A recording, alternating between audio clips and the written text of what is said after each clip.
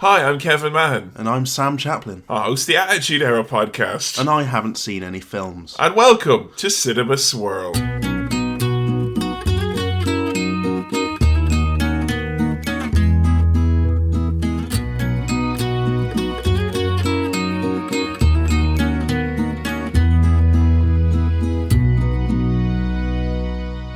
Hi everyone, and welcome to episode number 4 of Cinema Swirl. Hi everyone, I'm Kevin, and joined as I am always with Diddly D. It's my OTP. You hear, I've been mad honest to start branding things stronger, and I thought, well, that might be a good catchphrase. Diddly D. Diddly D, my OTP. ... Sam. Hello. How are you? I'm not very well physically. Really? I'm a bit stuffy. I didn't want to say you look like hell, like when I met you today. Okay, but you thought it. The thought may have briefly went through my mind when you met. Although Sam did meet me today by ringing me and going, "It's swirl o'clock." Well, no, I said, what time is it? It's adventure. It's swirl o'clock. Oh, I was going to say adventure time. Swirl o'clock. Swirl o'clock. That's another one then for potential strong branding. Then, Diddly D, it's my OTP. What time is it? It's swirl o'clock. I heard you at home, guys. Nice to see you. Nice today, though, Sam, though. Seriously, yeah. So you're saying you're upset, unwell? I'm not upset. I'm just unwell. I can't really breathe through my nose very well, so if I might be breathing heavily, but I will try and turn away from the mic to breathe. It'd be like breathing through your nose. Like. Yeah. It's actually an affliction amongst many podcasters, the dreaded nasal breathing on the microphone. Well, the nose breathing. Yeah, you get guys, if they're close to their mic, thinking they're being all professional, like Mark Maron. And then you got a bloody flute coming out there now. It's like, it's very distracting. You won't get any of that from me because there's nothing coming out of my nose. It's just all mouth breathing. So if you get a bit of... Will you be chewing with your mouth open today then as a result as well? Because otherwise, if you eat, you'll die. Is that what you're saying? Because you want to breathe. Yeah, it's horrible when you're all blocked up and you start eating and you forget that you need to take a few breaths. Or if you're taking a deep swig of Pepsi Max or something like that. Well, yeah. So we should probably get into the what the film is. This week's film is been voted by you as the Big Lebowski. Yeah. I don't want to say it was not a landslide in this instance. No, it's pretty tightly fought. Very, very tight. Just about won it, though. Yeah, it was between Shining and Lebowski, mainly. We had The Shining, we had Big Lebowski, and we had Planet of the Apes. Yeah. Planet of the Apes got some supporters. Yeah. I want to do that definitely someday. Yeah. He'll go back in the swirl, Kevin. Oh, definitely. Yeah. Well, I was going to propose something radical, seeing as Shining scored so highly 2 weeks in a row, that we should just do The Shining next. Yeah, we're just going to do it next. Boom! Admin seal official swirl. It's set in stone.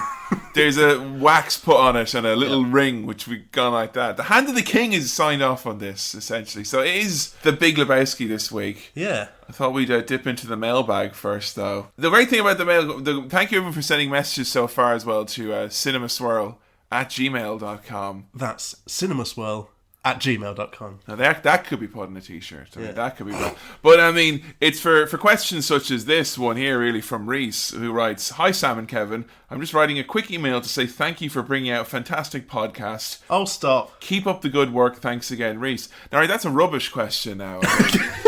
Now, I mean... sorry, Reese, that's not... no, there's not even a... I don't know what kind of Reese's Pieces you're trying to pull on me here. But there isn't even a question mark in this, yet alone a phrase that could be interpreted as that. Which is why this week we went with a question from Christopher Windsor, who writes, "What was your first film watching experience?"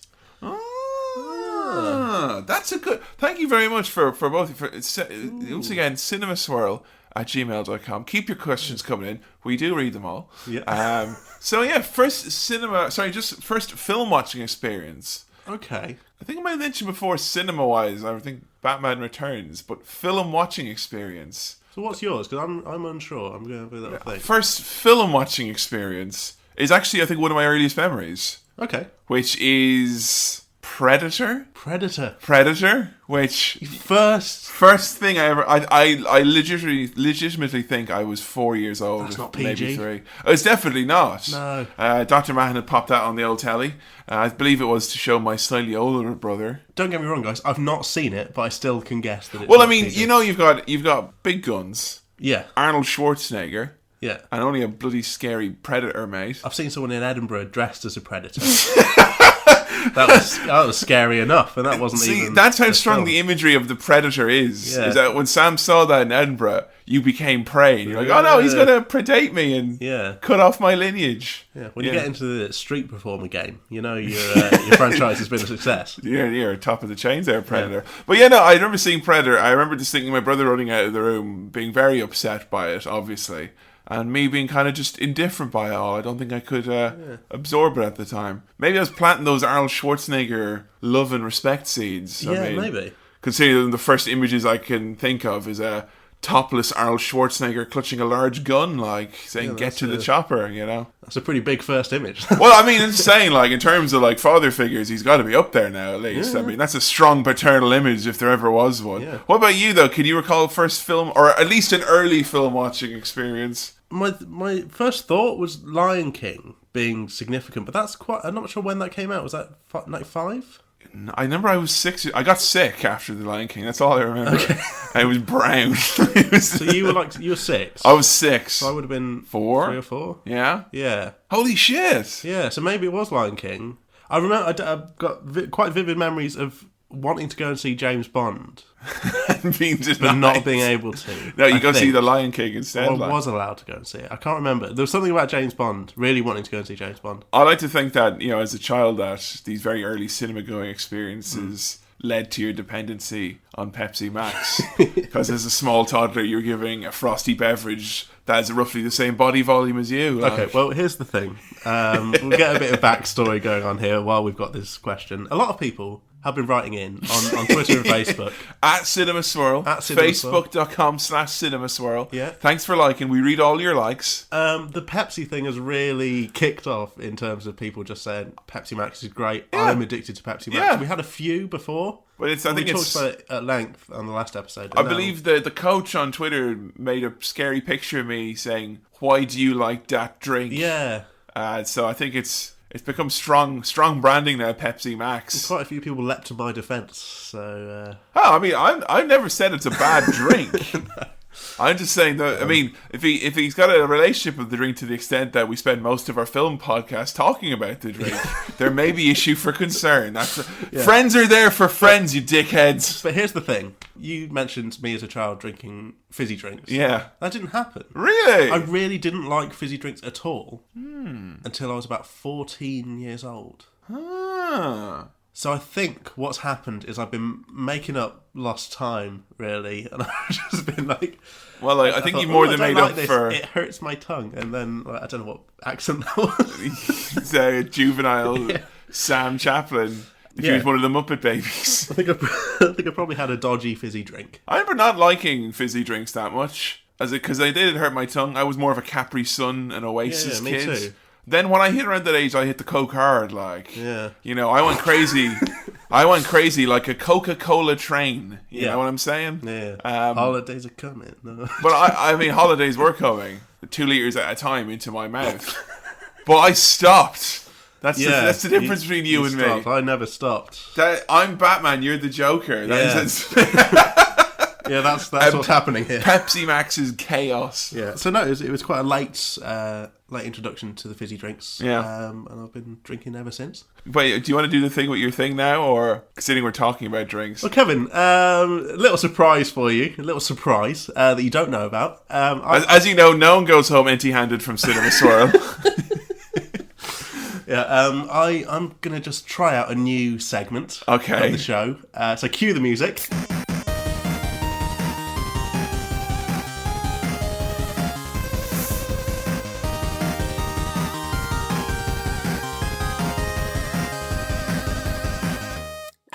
Welcome to Pepsi Swirl.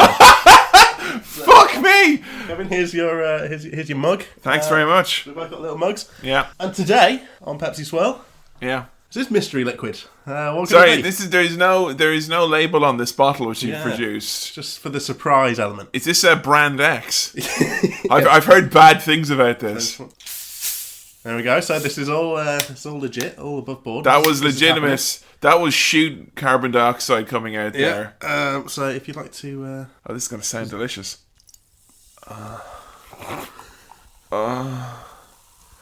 Say when. Well, that's enough. I'm not going to drink this much. Right. Now, don't drink it yet. Don't. I'm smelling it. Yeah, It smells like medicine. What does it smell like? It smells like the disinfectant from a hospital. So I'm just getting myself some of this. Now, here's the thing about this brand. This drink. I've not tried it myself. I'm deviating a bit from the swirl formula. So, I mean, I'll have you know that neither of us... Well, Sam, obviously, because he bought it. We don't know what this drink is currently. Well, I don't. Yeah. I'm in the black as much as you listeners. Okay, shall I announce what it is? Well, should we taste it first? Okay, let's go. Right, 3. You didn't even know I don't know what this is. I went in with blustering confidence. You tell me what it is, and then we drink it, and I go, yeah, it's alright, I guess. Eliminating any suspense. I'll be honest, Kevin, I've not thought this through. Not. I'm just bringing in We some will drink. talk about the Big Lebowski shortly, don't worry. Once we finish drinking this Pepsi. Okay. Here we go. Right. 3, 2, 1. Bottoms up. Oh! Ah! Oh, that is like medicine. Ugh. Kevin has actually spat out the Pepsi Max there. Oh, jeez. I hope my landlord's not listening. I spat on the carpet.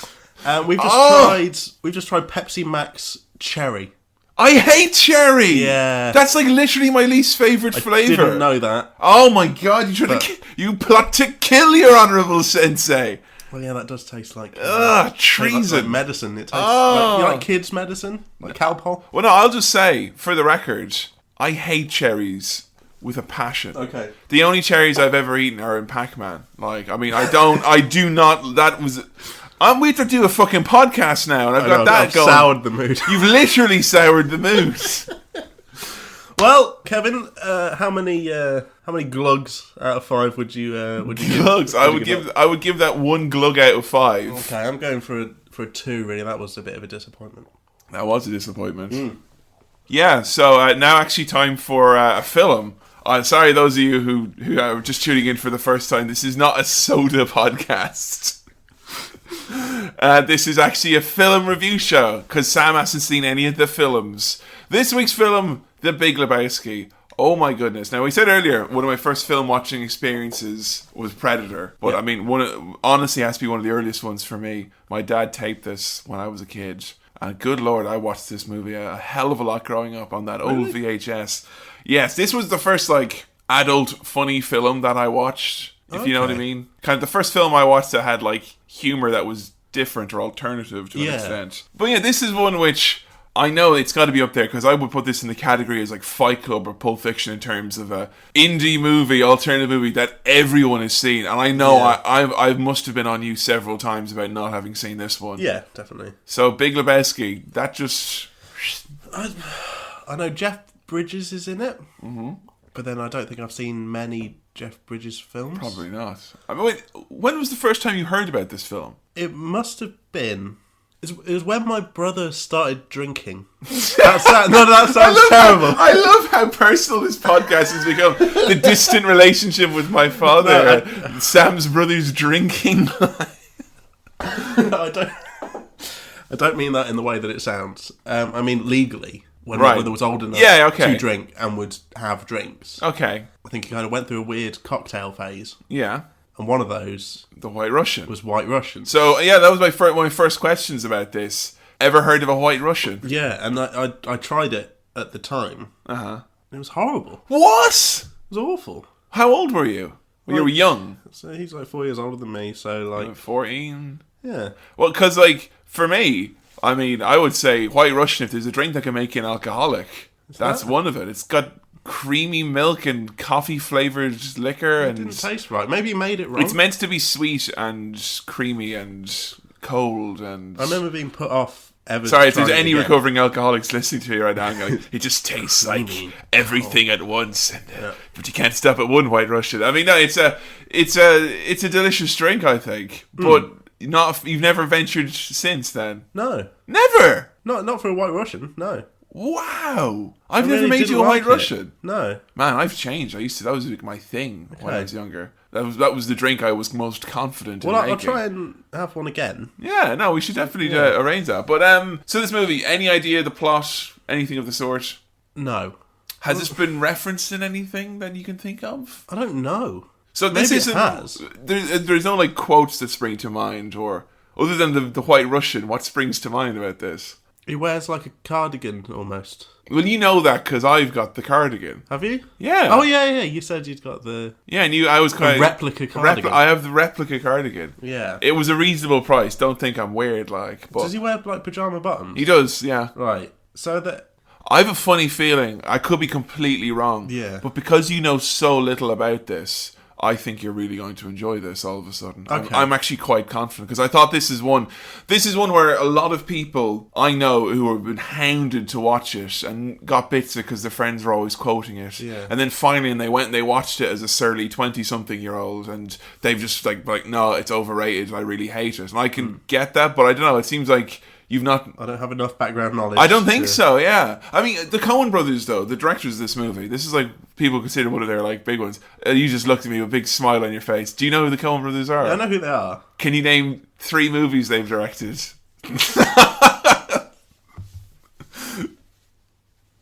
Fucking hell, hold Sam. on. Sam, if you don't edit in the music from Countdown here, I'm going to be really upset. Oh...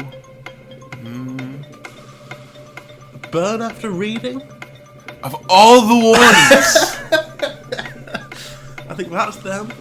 Oh, that's literally of all the ones. Fucking hell. Is inside Lewin Inside Lewin Dave. Yeah. Davis. That's like the most recent film. Yeah, right? But I think I've just heard Mark Commode talk about okay. it. And so this is a new. But you've not seen Fargo? No. You didn't know Fargo was Coen Brothers? Or do you... Oh, no, yeah. I think so. Yeah. Sorry, earlier Sam was making a cup of tea. This is just, I have to share this story. Earlier Sam was making a cup of tea, and as he makes an incredible cup of tea. He's unassuming. He's so good at making cups of tea. It's not difficult. No, well, you say that, but you've got this Midas touch. You can make everyone's tea to their liking. And I said to you, it's just like Goodwill Hunting, you know. Right over his head. It's been a frustrating afternoon of missed references. Well, so I think we have to go back and do a little watch of this. You've no idea of the plot at all. No, Steve Buscemi goes in a wood chipper in Fargo. Yes. Yeah, okay. Do you know anyone else is in this movie? Or There's the other guy. the big dude. Do you know Big dude with the aviators. Yeah, do you know who that is? John Goodman? Is that John Goodman? Don't tell me you know him from Roseanne. Do you know him from Roseanne? I mean, I've not really watched Roseanne, but I know what John Goodman looks like. But that doesn't look like John Goodman. It is John Goodman, yeah. Oh, okay. So what do you know him from? I just know him. I don't know what I know him from. He's been in other stuff. The red carpet, mate. Just hang around the premieres. Oh, there he is. Hot celebs, like. Yeah. Right. Well, this is very interesting. Oh, hold on. Sorry. Bowling. Yeah. You know the movie, the plot element. Yeah. Bowling. Oh, right. No, you're right. Full disclosure. Yeah. For every episode, get a little image from the film. Oh, of course. And then put our faces on it. Yeah. And like Big Lebowski, Google Images. Everything is them at a bowling alley or with a bowling ball. Gotcha. I think Buscemi's in the background. Yes, you're right. He's there. I don't know how big of a character he is. But you know they're bowling. But that's from the minimal. Bowling. That's. I don't think researching pictures for a podcast where you haven't seen any films counts as naturally gathering info about a film. Before that, I didn't really know about the bowling, but now I know. It's pretty much in there. There is some bowling in there. Yeah, no, you're right. Dude, definitely is. Bowling's a big part of it. Okay. Oh, I'm really dead excited. I'm dead excited to watch this myself as well because it's been like a year or two, and this is a movie which I've seen a good few dozen times. Do you really love this movie? I do, like it a lot? I do. I'll say beforehand, I love it, but I can see why. Like, it is a bit. I mean, it is a bit hyped up. You have things like there are conventions for this, and there are fans who and there's been people translated it into Shakespearean English and re-recorded, and I think it's just the one movie. The level of fandom is a bit weird. Okay. And for that, I can see if you're someone who never watched it, and then you see it might be a bit hey, look at Kevin in his replica Big Lebowski cardigan. Yeah. I could see how you might think we're a bit of a cunt, replica or anything, kind of. I will say first and foremost, it is a comfy cardigan that I got, and then afterwards, subsequently, was informed that it was a replica cardigan. That's what they all say. I just want that to be known. Mate, I just thought it was a normal screwdriver. I didn't know it was Sonic. Okay, let's go not drink any more of that foul liquid, and let's go do a cinema swirl. Yep.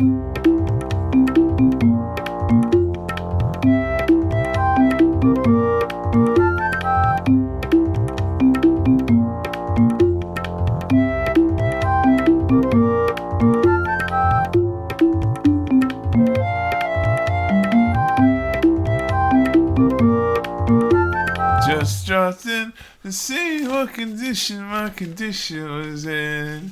Big Lebowski. Just did a watch of it. Oh man, that's good times right there. But more importantly, initial gut reaction, Sam. Yeah. Yes. Yeah. Fucking. I'll tell you right off the bat. Very upset. Not upset, but I was worried after Back to the Future. There was that. It says a good thing about, I don't know about how you felt, but certainly I felt a good deal of guilt. It was the first time I felt guilt in some time. Okay. When I realised I didn't enjoy Back to the Future as much. Yeah. And neither did you. And I was like, oh, this may be a terrible experiment. I may be exposing Sam to, as opposed to fixing what is wrong with him, instead amplifying and showing you how wrong you are. Yeah. But you enjoyed The Big Lebowski. Oh, I did enjoy it a lot.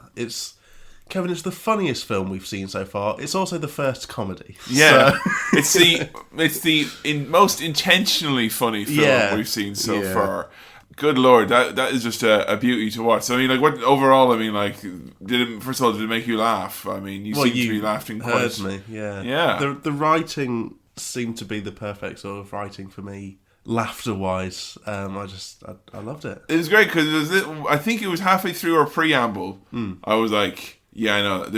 I was thinking of moments in the film where I knew you were gonna like bust your shit laughing, and for the most part, that actually came to be true. Okay, were there any I missed? Was there any big? No. The only bit there you did laugh, where I thought you would have laughed, is skipping ahead in the movie where Jackie Treehorn, he writes something on a piece of paper, and like the one smart thing dude does the whole movie, he shades in the other piece of paper, and Just a picture of a man with a big willy. Well, like, I suppose that sometimes I have to remind myself that you don't find willies as funny as I do, because I think I'm drawn of a man with a big willy. I mean, that is a funny image. Like, just so you know at home, drawing of a man with a big willy is the level of comedy that I try to aim for when we're doing stuff like this. Yeah. Because we can hit that, we know we've got something good going. It's difficult on an audio podcast. That's why it's the eternal struggle, you know? Yeah. Starting off, I mean, we got to talk with the main man himself, the man who the movie hinges on. Of course, talking about the dude, the Jeff Bridges, this may or may not be the first Jeff Bridges movie you've ever seen. I think so. I'm not sure. Have you seen Tron? No. Never seen. We'll put Tron. Put Tron on the list. Yeah. Tron's going. Next vote. Tron is in, right? But Jeff Bridges as the dude. What are your impressions of him? I mean, as far as the character goes, did you find him funny? Was he endearing? Yeah, straight away, right off the bat, very funny character. Just a nice, relaxed man with a very good sarcastic sense of humour. I mean, if you come away from the end of that movie just because of what an infectious presence the old dude is, I'm guessing at this moment in time you want A, to go bowling, 2, to smoke weed, or 3, to have a White Russian. Because those are the things he does so much, and he makes them seem like the 3 greatest things in the world. Bowling and White Russians, yes. But I mean, like, he really makes me want to go bowling right now. Don't do drugs, guys. Yeah. I mean, it's late on a Thursday evening, and I want to go bowling. Oh, I want to go bowling. The desire for bowling is so strong. I mean, they've done so. I mean, because I know if I went bowling, I would not have anywhere near as good as time as it's made out in this film. Yeah, so I mean, we got a nice intro with our cowboy man, Sam Elliott. Was his voice familiar to your ear? His voice wasn't familiar. Should it be? He's been in a gajillion things. Yeah, well, I recognise... Quick scan on IMDb. I think the only thing you'll know him from was he's like Bizarro Ron Swanson, if you know what I mean. Oh, he's like the hippie pot-smoking Ron Swanson. Yeah, I don't think you'll know him from anything else. Like, he's essentially the Marlboro Man. He's been like he's kind of just turns up. Archetypical cowboy type. But yeah, dude. The what? Cowboy type, archetypical. Do you know what that means? Archetypal. Oh, sorry. Pronounced it wrong. Gee, sorry I pronounced it wrong for you to a hilarious extent. No, it's fine. But dude, he's a big lazy man. Yeah. He conjures up images of lazy Saturdays, particularly at the start where he's just doing a shop. Have you ever done a shop in sleepy clothes? No, never. Never? I've been tempted to go somewhere in slippers, but I've never been brave enough to. Because I went with these, you know, these, you've seen these a bit, I imagine. the flippity flop. The Kevin Mahan £5 van flippity flops he's had for 7 years, like. I haven't dark moments went to the shop in these. It's alright. Man in the corner shop knows me. He's alright. Yeah, Baz. Free shout out for if you ever happen to be in the market for a good corner shop in East Anglia, hit up Baz. Yeah. But I don't know, dude. It's kind of the cardigans, the shades, the soft white t-shirts. It's a good look. It's a very comfy look, and one which I've tried to emulate, at least in my loungewear. Could you see yourself rocking a dude-esque cardigan? I'm not nearly relaxed enough to... You have a kind of this base level tension, I think, which you can't emulate. I like comfy clothes, sure, but I don't think I could... I wouldn't feel comfortable. You don't have the beard for it either. Well, no, I don't have a beard. Yeah, you're right. I have a beard. The daily reminder, like... Yeah, you gotta have a beard to wear slippers, guys. I have a beard. Kevin's got a beard, guys. Just in case you don't know that, well, at the very start of the movie, dude gets jumped. Yeah, some action. Some serious action, Jackson. This is just going to be a relaxing comedy. We're going to have a nice little time, and then we'll just get some bloody action. Well, that's the funny thing about this, and I think it's one of the reasons why, in the first minute of the movie, you get a great sense of how laid back and lazy he is, despite the fact that the events and most of the things that happen in the film are incredibly distressing. Yeah. It's like you never actually get to see the dude properly, at the way you think he should be. It's a nice juxtaposition between, shit happening and still the character... Yeah, trying to maintain his cool, But Rug gets peed on as well. Yeah. Which is an affront, an abomination, some could say. The whole Rug business... I mean, I know a lot of people who've got, mouse mats that are replicas of that rug. Okay. Now, I know this is me now with my replica Big Lebowski cardigan pointing at other aspects of the fandom going, well, cardigan's okay, but really a mouse mat? I mean, come on, It did tie the room together, you know? Yeah, that's... All right, were there any quotes from this? Yeah, loads. Quotes that you have heard people saying elsewhere? Yes, I think so. Well, there's some along the way, There's some along the way, yeah, and when we get to them, I'll... the rug tying the room together, was that one? I think some of the humour comes from just the repetition of the things and the back and forth. Yeah. And usually Donnie in the middle. Oh, man, it's so good. Just a lot of people saying, he peed on your rug. What? He peed on your rug? Yeah, he peed on the... it really... Funny. I'm going to say this, and you're probably going to disagree with me greatly, mainly because you refuse to watch it and you hate it, but this is quite like Seinfeld's, the interplay between the characters. Yeah. Oh, now I don't like the Big Lebowski. Well, no. Seinfeld's... Yeah, I mean, it's along the same kind of lines, I suppose. Bit of back and forth. Joey's got a new bit. Yeah, Joey's got a new bit. Oh, he's got a new bit. What's the new bit, Joey? Oh, Joey's got a new bit. Do your new bit, Joey. Blah, blah, blah. Sunday we're going to review an episode of Seinfeld. What is the deal with Seinfeld? What's the deal? Yeah. It's the most successful TV show of all time. That's the deal with Seinfeld, mate, yeah? So, the film's humour, I noticed, registered with you right off the mark. Yeah. There was no, cooling down, settle-in period. It was the bit where the guys are where's my money, Lebowski? Where's the fucking money, Lebowski? Getting the bowling ball out.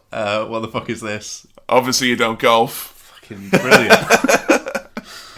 It was funny as the credits were going. Oh yeah, there are a few things. First time in the credits where you went, because you recognised one of the names, didn't you? Peter Stormare. Do you want to tell the people what you reckon? I said this when this happened and it came up and you made the big. You said it as a joke. I said this is a joke. Little did I know it would be true. What did you know Peter Stormare from, Sam? Kevin, I knew him from Prison Break. Oh. Now, the first season of Prison Break. Here, I think 17-year-old Kevin wants to have a chat with you and talk about how cool you are. It's pretty good. Hey man, have you played that latest Xbox 360 game? Oh my god, Prison Break. Good series. No, first season of Prison Break. Yeah, it's good. It is trash though. It's trash. Prison Break's one of those shows. It's hot trash. I think Prison Break is a show, right? And it's it's there, it's doing its thing. And it's kind of like, it doesn't want you to know that, like, The Sopranos and The Wire exist. Yeah. Oh, don't worry about, don't worry about fine dining. Look, McDonald's. But it's cheap and tasty, and there's one right by your house. Yeah, and it was. And you don't need to have subtitles on to understand the language. Yeah, so that first series, good. You just, oh, that's nice. And then, the rest of the series, you eat too much McDonald's, you start to feel sick. Also, as well, Peter Stormare being killed off very early. Yeah. Spoiler alert, guys. Spoiler, yeah. Sorry, lads. I mean, hate to break it to you, they couldn't afford him for the rest of the season. But he was in. I also saw Flea. Yes, Flea. Flea turns up. I saw his name in the credits just as I was saying how good the music was. You were like, oh, the music is great. And he was, Flea. Flea. But, sorry to Red Hot Chili Pepper fans, but... you don't mean that. Listen to something better. This is change your taste. The unknown side of Sam, musically speaking, bit of a snob, mate. A little bit, but still, like, not with the knowledge to back it up. Really. Mate, I'm sorry, I'm going to listen to Roller Coaster of Love and have a bloody good time, yeah? Yeah, no, I mean, that's... So we start things off. Yeah, we got bowling, and we get immediately. People say the movie's about the dude, including me, who said that around 10 minutes ago. But I suppose it is definitely about the core group here. When you've got Donnie, Walter, played by John Goodman. Donnie is of course by Steve Buscemi, and then of course Jeff Bridges' dude. Magic there. Great team. Walter, who in my darkest moments I fear I'm like, and Donnie, who in my darkest moments I fear you're like. Yeah. And dude, who in neither of our darkest moments would dream that we're like. I don't we're know. not like the dude. No. I hope I'm not like Walter. Well, I don't mind the Donnie comparison. Donnie's a lovely man. I felt a lot of sympathy and connection with Donnie. He's the nicest man in the whole film. He's so sweet. At this point, when we just straight off the bowling scenes, I just thought, can we get Cinema Swirl bowling shirts made? How expensive is that? Shall we just do it? Well, I'd say, like, the local bowling alley, and I do know a guy, it does a killer mozzarella stick. Okay. And they will do pictures of Guinness as well, which is... And you're an Irishman. And I am Irish. Yeah. And don't know if you guys could tell. So that drink is familiar to my ear. So, yeah, I think that's the Cinema Swirl bowling shirts. Yeah. I don't want to necessarily be on the same team as you. Okay. If that's okay. Oh. Because, I mean, I just don't think... I don't think I'm a strong bowler. I don't want to make a mass assumptions about you, Sam. That's what you do. But, I mean, I imagine that if we were bowling, it would be a stressful affair, like, if we were depending on each other for teamwork. Oh, no, I suppose playing as a team. It won't work. Like. Great deal of stress. Why aren't you bowling better? Yeah. Bowl that bowl. You left loads of gem pins up there. Yeah, so the shirts would be good. Perhaps not going bowling, but if we do go on a Cinema Swirl outing... An outing. It should be if bowling. Ian takes us out for a soft drink and a game of bowling, and then, oh no, one of us gets left behind in the ball pit. So Dude goes to get some money because he's convinced, as most things happen in this movie, the plot usually happens by Walter convincing Dude to do something that is a bad idea.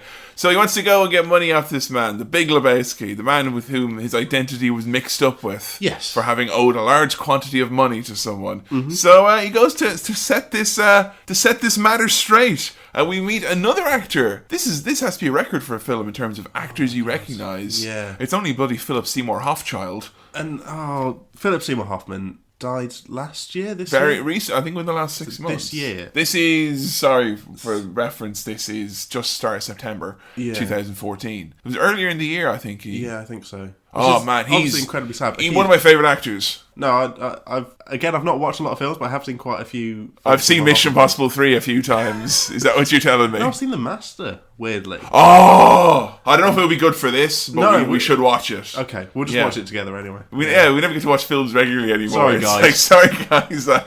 There's going to be a non-swirl cinema at some point. But I think if he was one of your favourites in this. You kind of forget that he was funny. Because he got a reputation as like a very serious, dramatic character actor. Boogie Nights is another movie he's very funny in. I need to watch that. You need to watch that as well. But it's just that he hasn't got that many lines of dialogue in this. But it's more like the faces where he's like, he makes this horrible grin. He's such a disgusting 90s yuppie type. Is it Bunny or Bonnie? Bunny. Yeah. Bunny. Her saying to the dude that she'd suck his cock for $1,000 and the face he makes. Philip Seymour Hoffman's reaction is fucking perfect. It looks like It's so hard to describe, but it looks like if you know those Play-Doh things where you squeeze it and the face comes out of it, because his face just goes so weird and big. It's like it's gross. He's very gross. But he's perfect in that role. That's Big Lebowski meets Little Lebowski, and they have quite the interchange, which is one of my favourite scenes in films ever, actually. So Big Lebowski is the older old man. He wheelchair-bound... the titular man. Big Lebowski. Big Lebowski. Okay, right. Jeff Bridges is the Little Lebowski, or the Duder, or El Duderino, if you're not into brevity, as he says. The interplay they have is brilliant. Yeah. Your revolution is over, sir. Condolences. The bum's lost.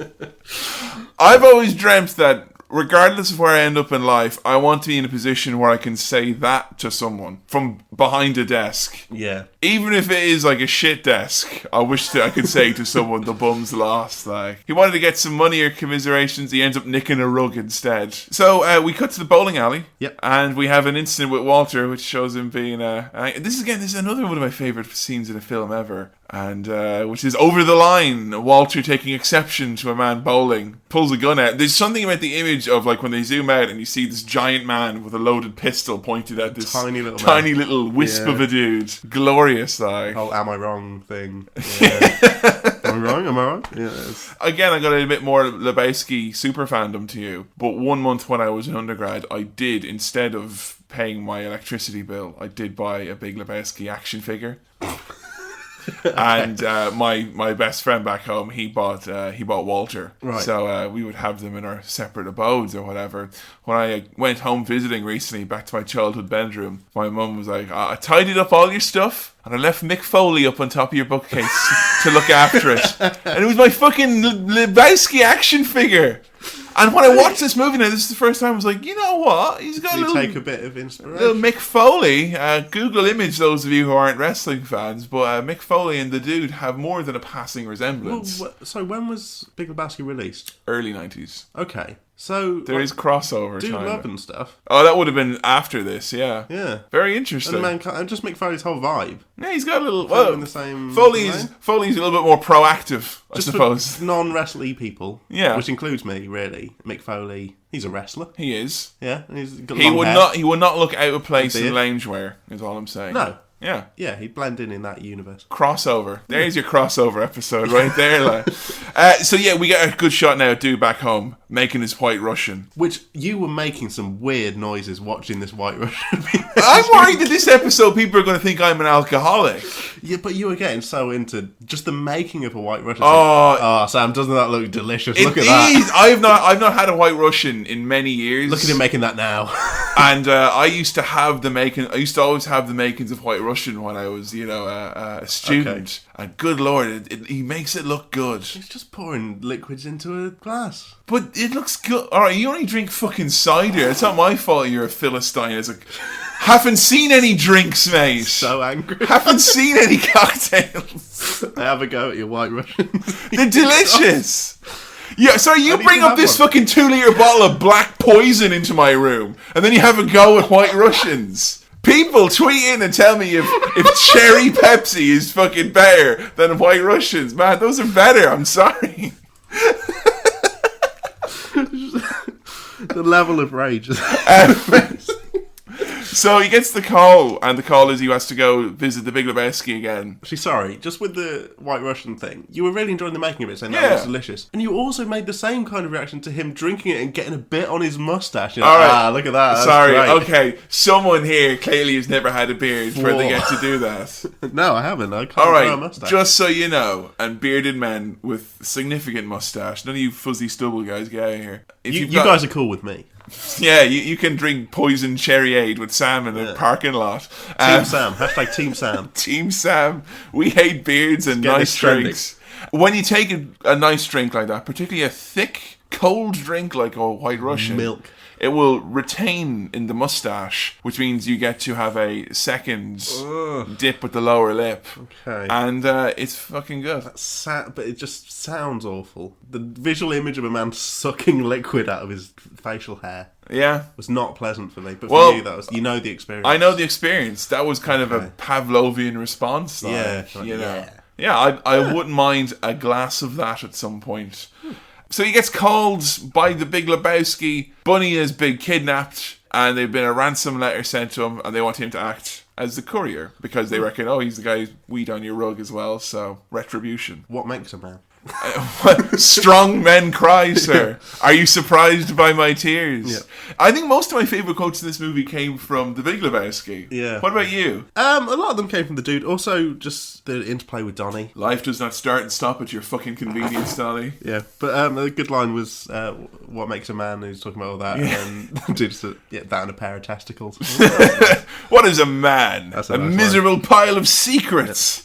Another amazing show-stealing scene right up here. A musical one, and one that really shows the Coen brothers, who I think if you like this, I think you're going to enjoy watching their other efforts. Okay. Was this the first Coen brothers movie that you saw? Did you see No Country for Old Men? No. Fuck. Yeah. So this is like your first? I think so. You haven't seen Fargo? No. Because there's other ones, but I mean, if you haven't seen these ones, I doubt you would have seen the other ones. So I'm missing out on some. You didn't see A Serious Man, writing, or Burn After Reading. Honestly, not just the good writing, but like this scene here, the one with the Jesus. The rival bowling player. The whole panning shot, the whole music set to him doing his little dance. It goes on just long enough before you realise it's a Spanish language version of Hotel California by the Eagles, which may be the most offensive thing I've ever heard in my life. Like, there's some Eagles later, isn't there? Yeah, I fucking hate the Eagles. I absolutely hate the Eagles. Alright, the dude. I'm just saying. No, fucking gross. Throughout the film, he's only in it, I think, twice, but I like the purple man, as I call him, Jesus, yeah. His friend, Liam, his little mate, Liam. Is he ever?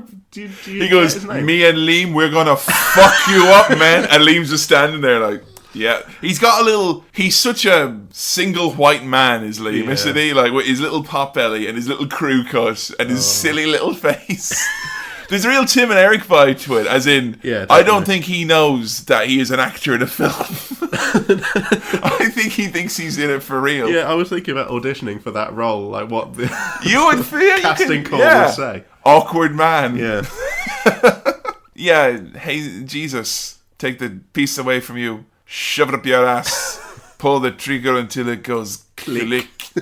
And also finding out that he's a pederast as well. Yeah, but that's a threat that goes on just long enough that it stops becoming threatening, which I really like, that he keeps going with the kind of threat. The Coens, it's a recurring thing with them, is that you've got these amazing main characters always and great interplay between them, but they have these guys and it's just a scene, like Jesus here, or like, say the sheriff in Malibu later on, or the guy who smashes up the car. Little characters who just only have a bit of a moment, but they seem so fully well formed and you get exactly who they are. The They're White really Russian enjoyable. scene, the first one, you see the neighbour talking about his his dance. little his dance thing, and he's just a weird little man, but you know that they've got this whole character for him. That's always like what makes this movies like this like a pleasure to watch, I think. One of my favourite Donnie lines, I think is shortly after Purple Man moment, is him just saying, when Walter's talking about John Lennon, he's talking about Lennon, the communist leader. Oh, I thought he was talking about John Lennon. John Lennon, like I misunderstood. I am the walrus, dude. That really plays up the fact that I'm like Donnie, because I just thought, like Lennon says.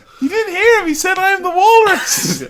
He just turns around. It's really cute. It's really adorable. I am the walrus. Yeah. Oh. It's nice to see Steve Buscemi playing an adorable role as opposed to a creepy role, which he usually is. Yeah. Or an adorable creep, which is sometimes. He's just shoot adorable here. Yeah, he's just sweet little man.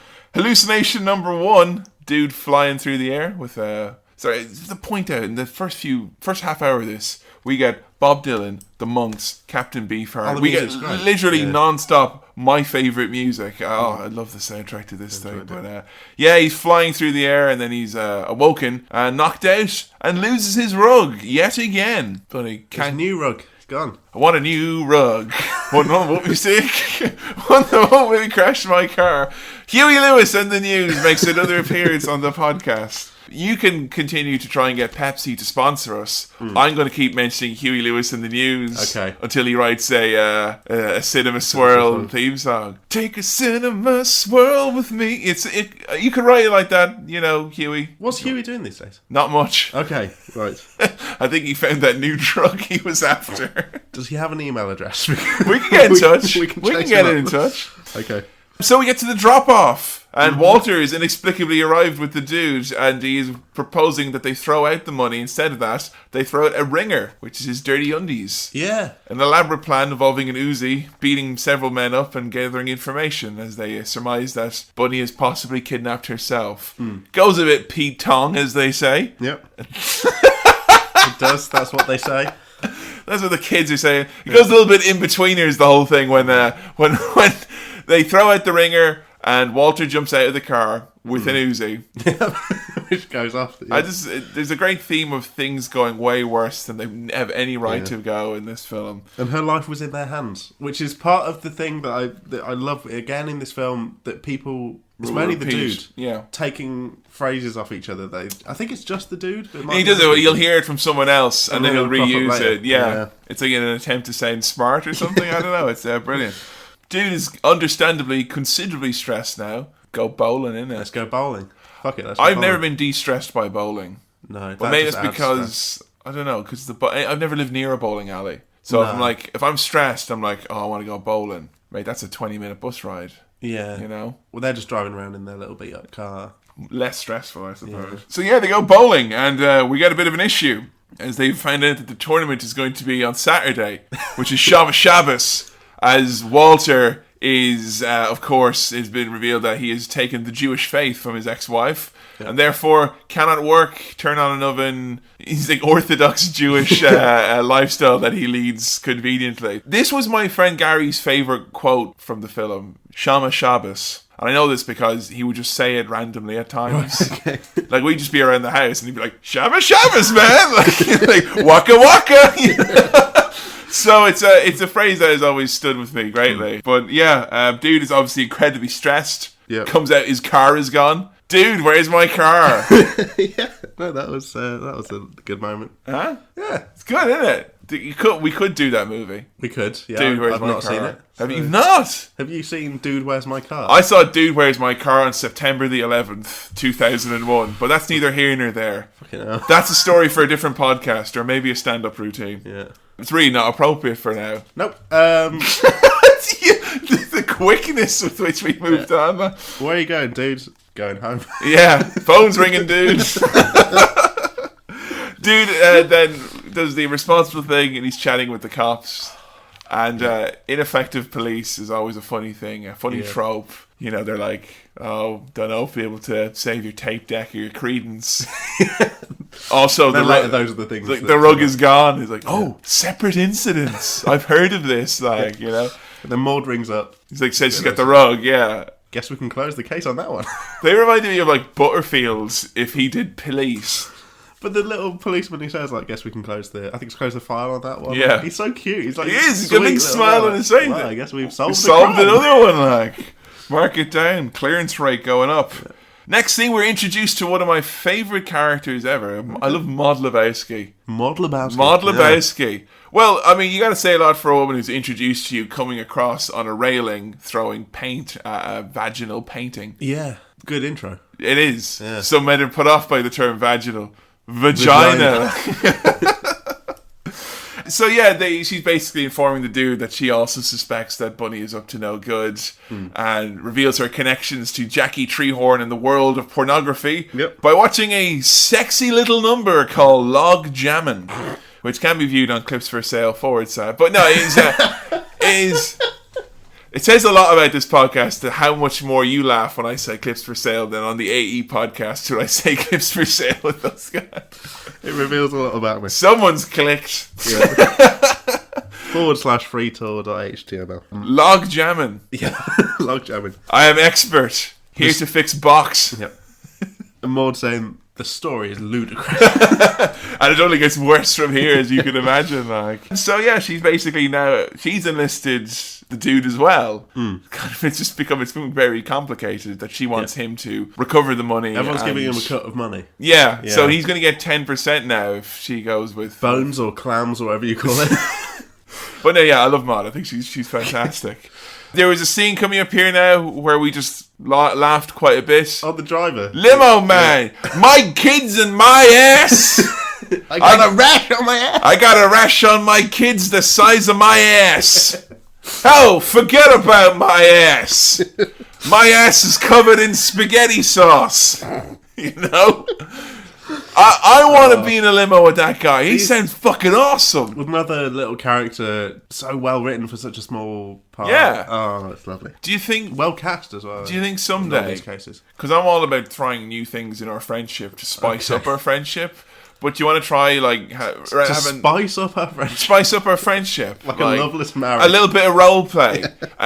You know, one of us could be limo man, and the other one could be impartial observer. Because, I mean, today I was all, oh, hi, how are you? Bit dull, isn't it? A bit stale. But if we could be like, oh! Whoa! Oh! Mr. Fucking Shoes, huh? You know? We're waving our hands at Yeah, we're doing, sorry, a lot of hand gestures here. You probably were hitting the microphone. Oh! Love this guy. It's like The Sopranos. Very like The Sopranos. Marinara. Anyway, Big Lebowski drops a bit of a bombshell on little old dude, though. Turns out there's only been a toe sent in the mail, which kind of throws a spanner in the whole Bunny has kidnapped herself works. Yeah.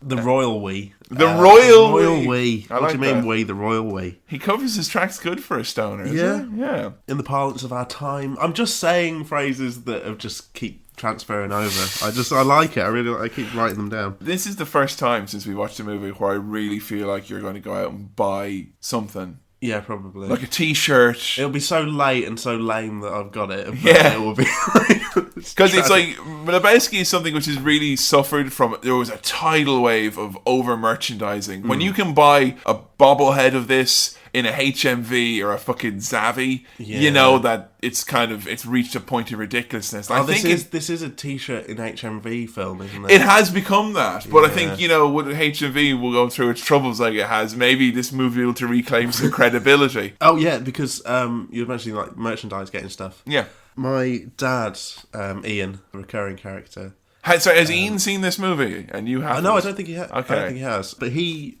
goes to car boot sales sometimes. Why are you speaking so softly? Kevin, he goes to car boot sales, and he murders a man. No.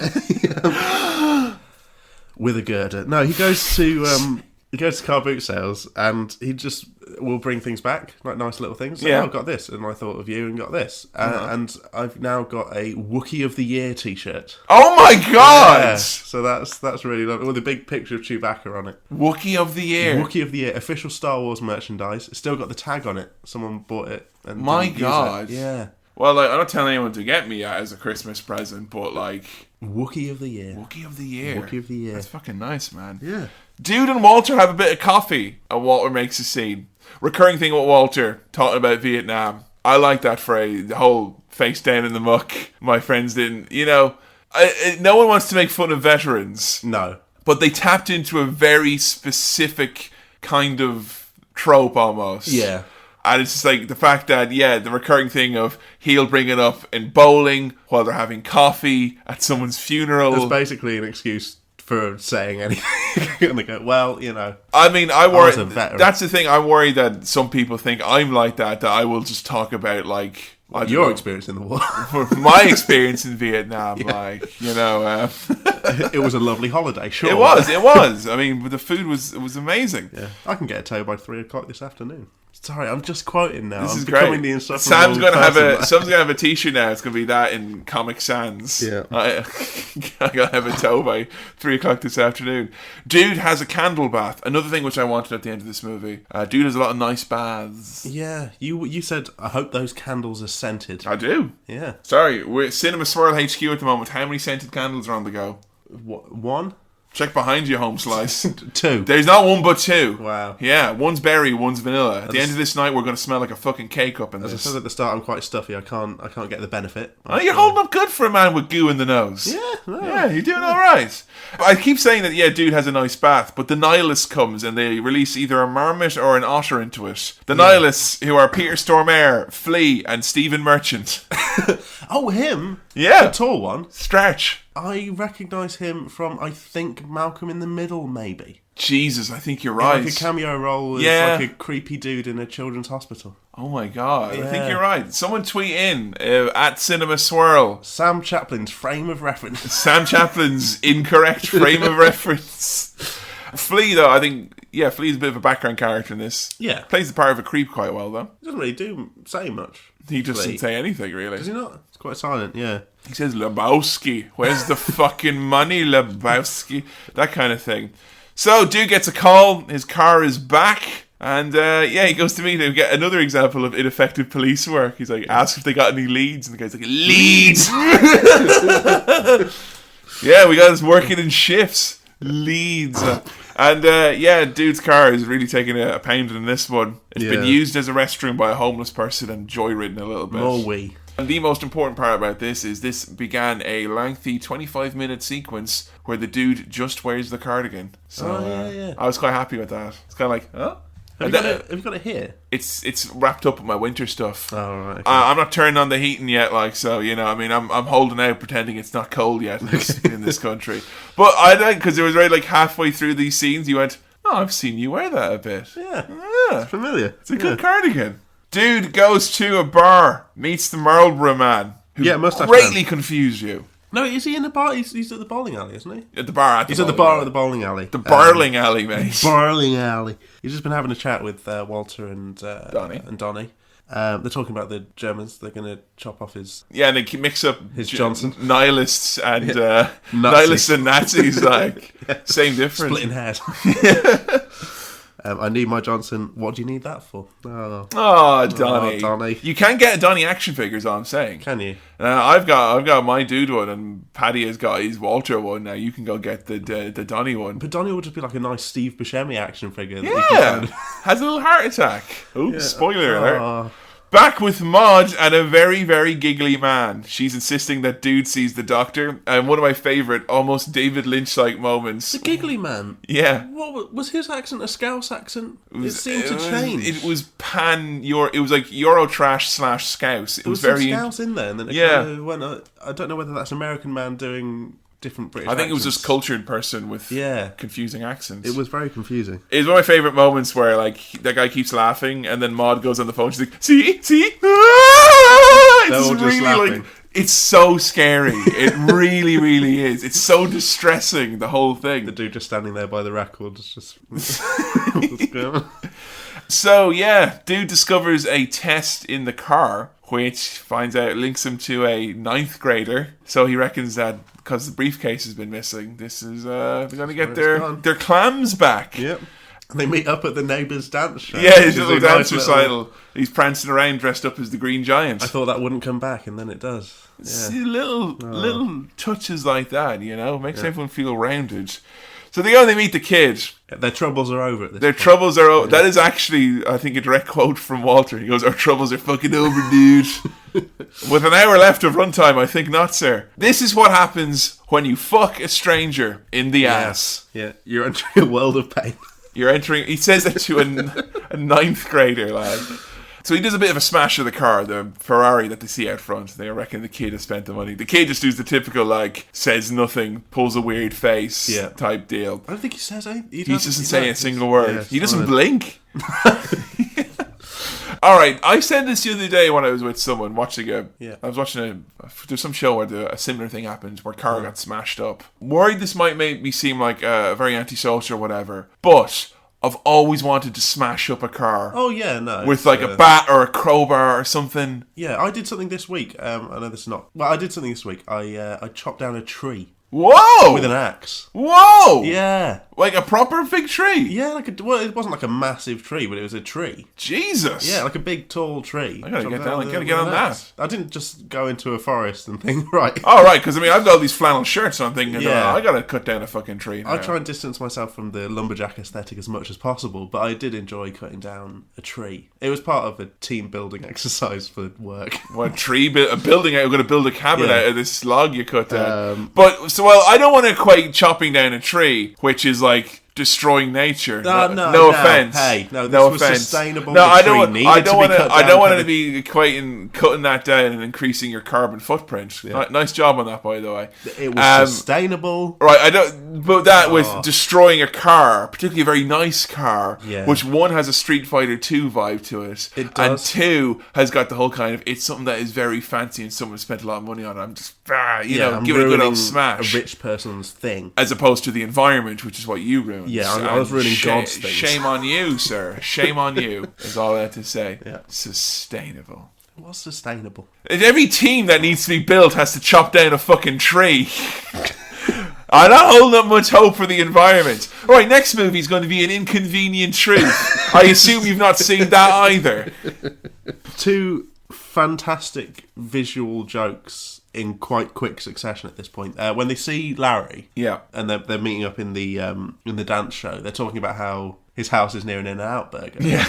And Donnie wants to go to the In-N-Out burger. And he's interrupting their big talk about In-N-Out burger. In-N-Out burger. Yeah. And so when Walter smashes up the car, and the guy comes out and smashes their car. I smash your fucking... Oh no, he says, I'll kill your car. Yeah. And then that kind of just stops there, and then you cut to them in the smashed up car with no windscreen. And they're chewing. And then the burgers come off. It's perfect. That was... You lost your shit. Like... I lost my shit because it was really funny. This is like the first time I thought in a movie, particularly that moment, where you really lost like a big proper fit of laughter that was on purpose from the filmmakers. I was laughing for the exact reasons they intended. No, this wasn't Obi-Wan Kenobi looking like someone from Game of Thrones. This was like proper. This was a joke written, and it was done to perfection. I was sort of laughing out of, I found it funny. I wrote this down that this was Sam's big burger laugh. Yeah, that was big burger laugh, but then... Right afterwards, we get the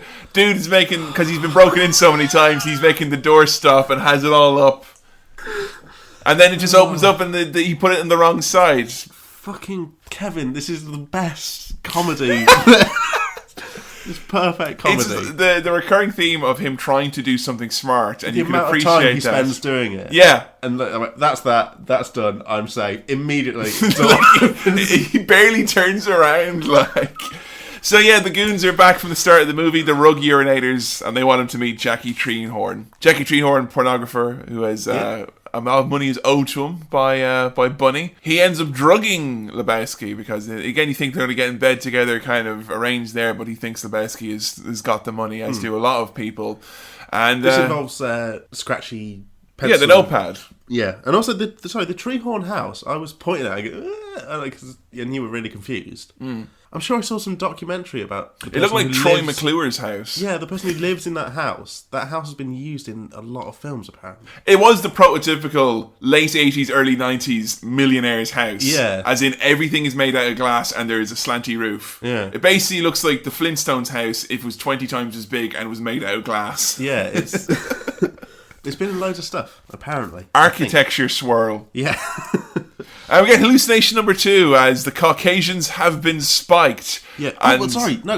Sam Chaplin's frames of reference. Yeah. One of, what's his name? Jackie Treehorn's goons. One of the rug urinators. Yeah. Yeah. He's Jacob from Lost. So we've had Lost, we've had Prison Break, and So which one is Jacob in Lost? I don't think you got up to that point in Lost. I stopped watching when it got shit. When was that? Episode 2, mate. Hey!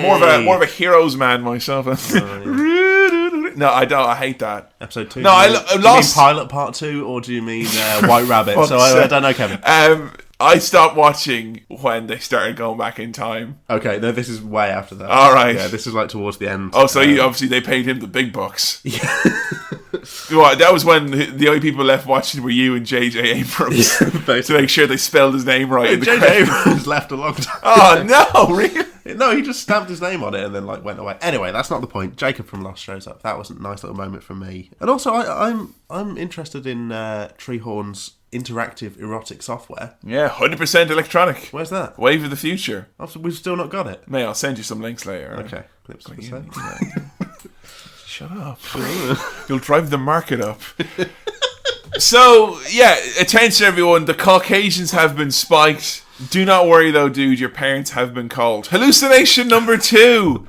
Just dropped in to see what condition my condition was in. Good or ball. I mean, this is great because... Brilliant sequence. I watched this quite young. And I just thought this was a cool, great, far-out dreamy sequence. Now, watching it as an adult, I could very see all the innuendo and sexual stuff in it. And goddamn, it's so fucking brilliant. It's perfect. Yeah. And it manages to advance the plot in a little way in its own right. And, God, that's some good music. Kenny Rogers, Just dropped in to see what condition my condition was And you in. get Jeff Bridges' incredibly creepy... the face he's got. Oh, and he's spinning around the ladies in the end. And then Yeah. he turns up and you realise he's looking up their dress. Wide-eyed. And he's like, I think I've seen that face. yeah, I've seen that face before. Yeah. Is that one time you got a bottle of Pepsi Max?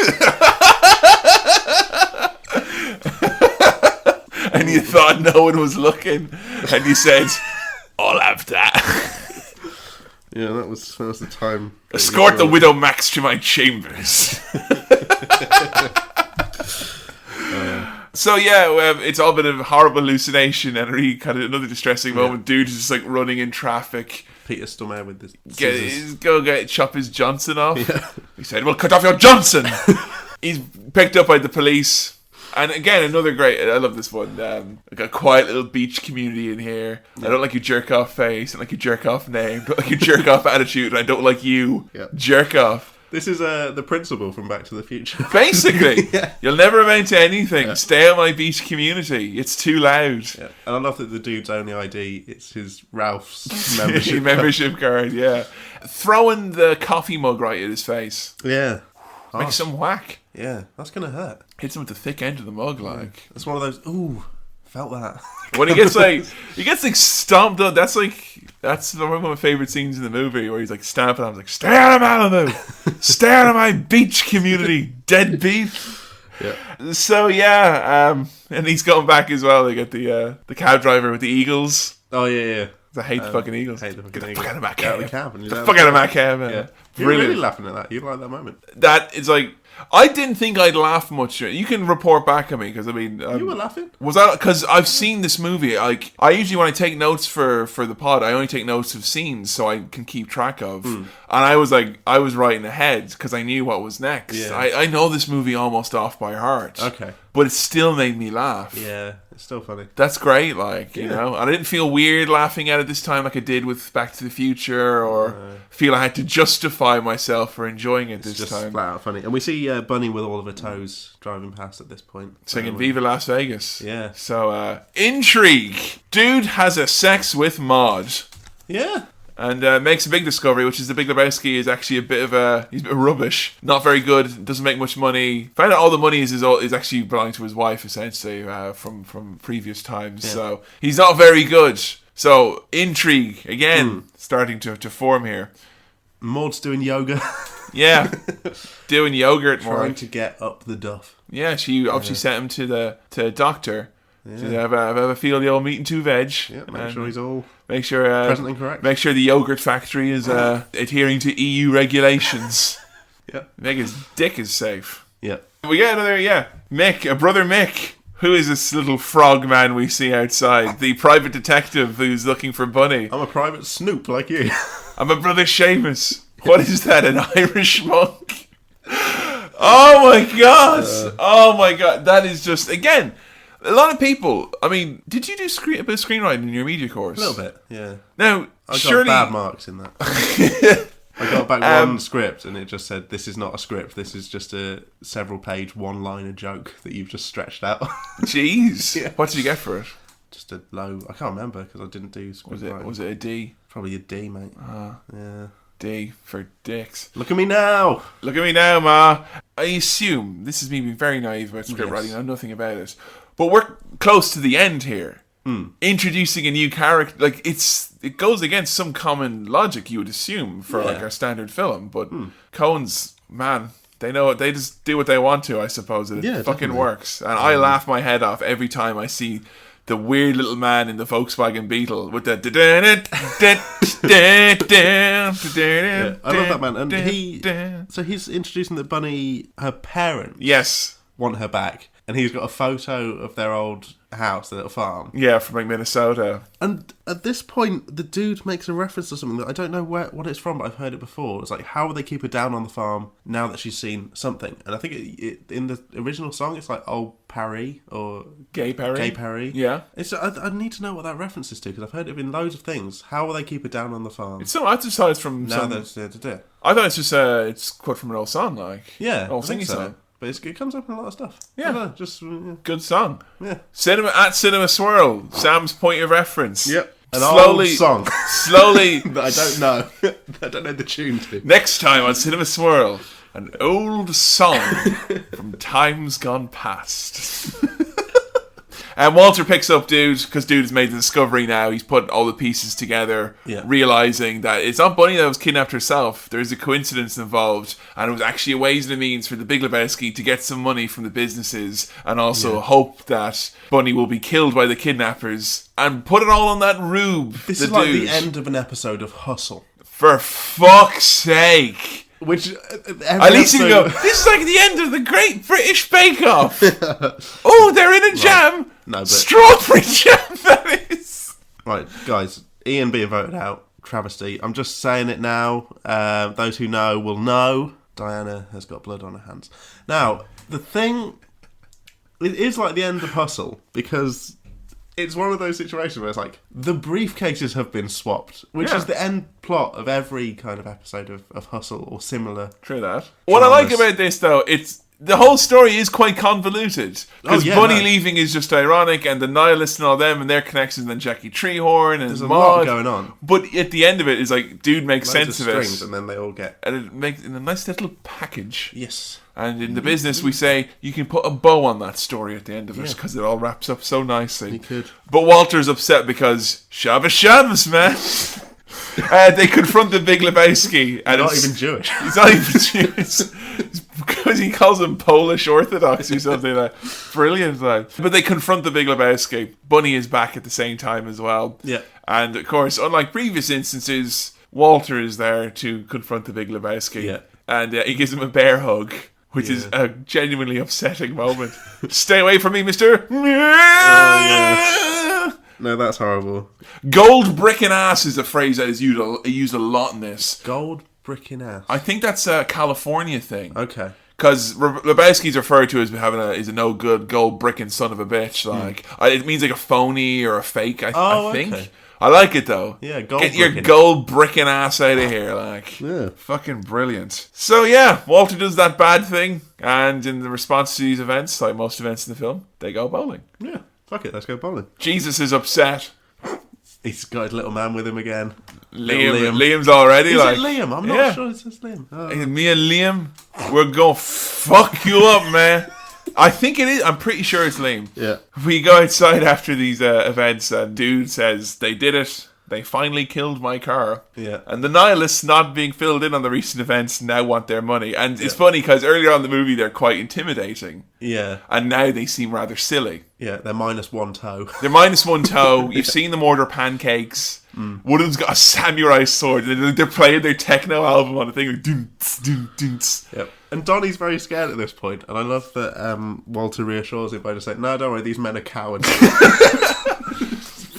They say that they'll let him go if they'll give him the money they have in their pockets. They have like $9 between them, whatever. Walter won't have any of it though. So crazy ass fight scene. Get your action. And that's nice because Walter is one of these characters who, because he talks about past glories and the war and being principled and he carries his gun, he's one of those characters who 9 times out of 10 in a film like this will reveal to be a massive coward or a fuck up or just be shit. But he's actually a complete beast. He bit a man's ear off. He takes Flea out with the bowling ball while Dude waves his money around. Yeah, and Steve, the $4. Steve Merchant is like, I fuck you, I fuck you, I fuck you, doing a robot dance. Yeah. And of course, scene all ends. It's like, oh, good guys won.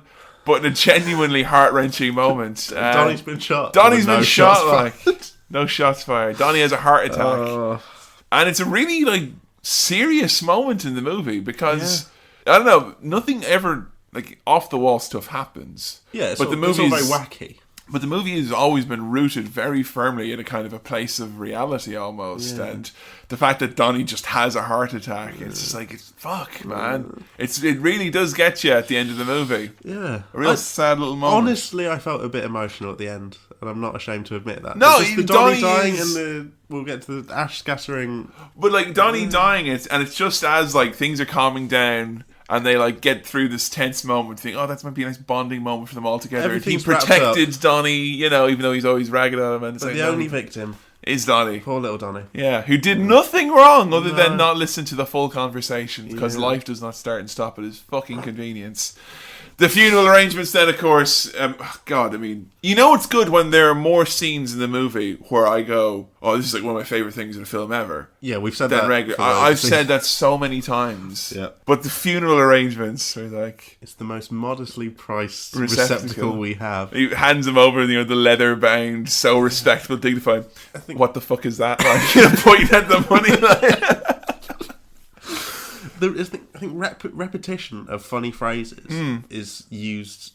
They use swearing so well in this film. Like, it's every F word that is used in this movie, and there are a lot. Yeah, but they used well. Everyone, you don't kind of go, it's not gratuitous. They're all necessary. It's not like my usage of the F word. It really is like, really has a purpose right here. Yeah, definitely.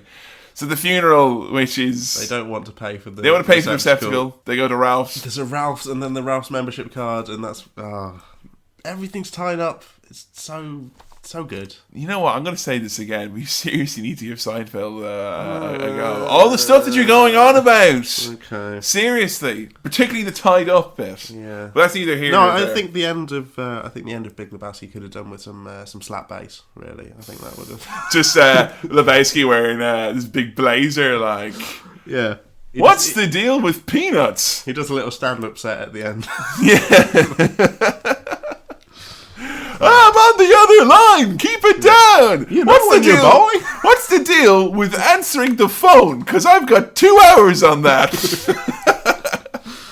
I'm going to jump off the roof, Jerry. Anyway, yeah, it's pure slapstick, throwing off the ashes. I think that's been done Has it been done since or I think before? it's been done since and possibly before. It's a really funny thing. It is. Because it's so serious. I love about it. To relieve the tension that happens, and I think it's almost like an Only Fools and Horses type thing. You know, or like some others do have him or something. Yeah. What's perfect about it is that he's tender, but it's really funny. He lets it out, and he gets a tiny bit on himself. So Walter's going, "Oh, what the fuck?" And then he turns around, and dude is like head to toe covered in it.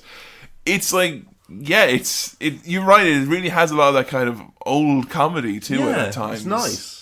And it's a nice marriage in this movie between that old time of comedy, just pure slapstick, pure visual stuff, and then the really smart dialogue and the cool little characters. Yeah. But yeah, I mean, it ends up this nice little wrap up with the cowboy again.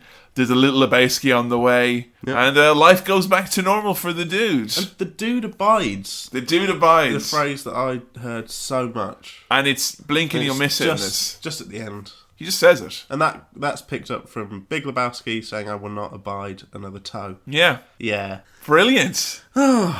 This is great because this is a movie, because the first time I saw it, I was like a little kid. So this is a movie like kind of a Pulp Fiction or something like that. Repeat viewings were always great because as I was growing older, I would pick up more stuff. Yeah, Tarantino stuff actually. Yeah, that's something I watched when I was too young. Yeah, a little bit of the background stuff, get more of the story. Blah, blah, blah. Every time you come back. And this might be, and correct me if I'm wrong, but this might be, it seems, you picked up on so much of the second or third viewing kind of things in this that I would actually say that this is an instance where I almost envy you in the fact that I think you seeing it as a fully, you got your sense of humor, you know what you're going to know essentially. You're an adult. Yeah. You've got mature, grown-up tastes. Ish. Notwithstanding tastes in soda. No. Well, whereas me, it was like, I think I didn't really realise how great the movie was until maybe 4 years after I saw it the first time. Yeah, I think when we were talking about doing this film, you did say you were worried that it might... Oh no, was it you or was it someone on the Facebook? A few people said, I'm worried you're not going to get it the first time. Yeah, because it's just running through the plot. There's a lot to it. It seems like it's just kind of... Lots of stuff happens and guys go bowling. Yeah. But if you've not seen The Big Lebowski, I mean, you know what? I went because I at the start of this before we went in, and people were like, a lot of people had said on the Facebook and the Twitter and stuff like that, and I was agreeing with them. I was kind of going, I can see how people could see this is overrated, but fuck me, if you watch this movie, your arms full, and go, oh, it's overrated. I mean, yeah, there shouldn't be Big Lebowski t-shirts, at W.H. Smith beside the jumbo chocolate bars and copies of The Guardian. But I can understand why there is. But there is. Yeah. That's the world we live in. that doesn't change the fact that this is an awesome movie. Yeah. What do you think? I mean, this film is different. It feels different from what we've done so far, first three. Yeah. And it is, because it's a different genre, basically. And the humour was fantastic, I thought, as well as just the dialogue being strong, really well scripted jokes. Mate, don't be writing iTunes reviews first. Thank you to everyone who has done that, by the way. The visual jokes were so well done. I don't know. Soundtrack. There's not enough of visual jokes these days in comedy movies. No, it's true. A lot of people have been talking about that. This is I long for comedies like this anymore. You know what I mean? Because most comedies these days, particularly films, I mean, you got a nice bit of experimentation going on with TV shows at the moment. I think there's great stuff out there, but theatrical release comedy, big budget films, they all fall into the same trap really, and they all trying to be a certain kind of humor, and this thing just is charts its own fucking course, but that's less to do with the genre and more to do with the Coens, Yeah. And if you like this, I've got great news for you, because there are 6 or 7 movies now which I can recommend to you. Amazon recommends. Seriously, you're going to, if you like this, you're going to like the other ones. Well, we'll save some for... Oh, definitely. Save some for Swirl going forward. This was one of the films, I think, that a lot of people have sort of said, oh, I've not seen it either. I think that's the most we've had that. Because it is sort of a cult movie. It does still have that status. Well, I think it's because it's a film that's so visible because of the merchandising and the referencing, that people reference it all the time, the internet and stuff like that. Would you refer to it as a blockbuster? No. It's hard. It's a blockbuster cult. As far as cult movies go, it's one of the biggest. I would argue this is one of the biggest cult movies of all time. Fight Club's technically a cult movie, but it's massive. I mean, I'd say the coffers are fucking overflowing from the Big Lebowski is all I can say. Okay. But there are people who haven't seen it, and this is weird that I would be doing this, but I recommend that you see it. Yeah. Because I enjoyed that so much, and there was nothing that I didn't get from it. Yeah. No, I think your enjoyment of this wasn't like Back to the Future, where it's kind of damn, we missed that sweet spot. Yeah. If anything, I think this is the sweet spot. Yeah, definitely. And this is a grown-up film that some of the others required a childhood. I mean, I still, watching this as a kid was great, because I mean the stuff that I did find funny, even though a lot of it, the humour and the references went over my head. Yeah. This was the first movie I remember dissecting a lot and coming back to. And it influenced me greatly in the things that I would seek out that I thought would be funny, because I would use that as kind of my barometer of funny films. Yeah. So, I mean, if you were to give this bad boy a rating, how would you stack her up? How many wipes would the old Big Lebowski get? I'm torn, because I want to give it 5, but I don't want to be too I will say one thing. You've not said a bad word about it. 5-star wipes. Fucking hell, you heard it here first.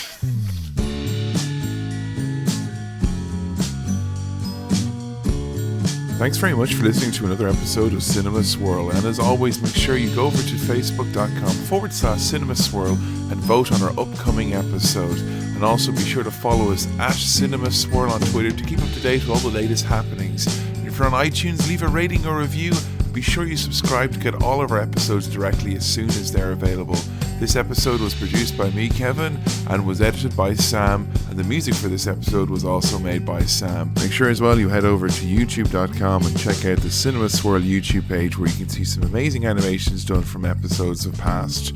Also as well, if you've got a question, query or comment you'd like us to discuss or go over in the opening moments of any episode, be sure to send your emails to cinemaswirl@gmail.com. The funniest and best ones will be read out. Thanks very much for listening to another episode, and as always, we'll see you next time on Cinema Swirl.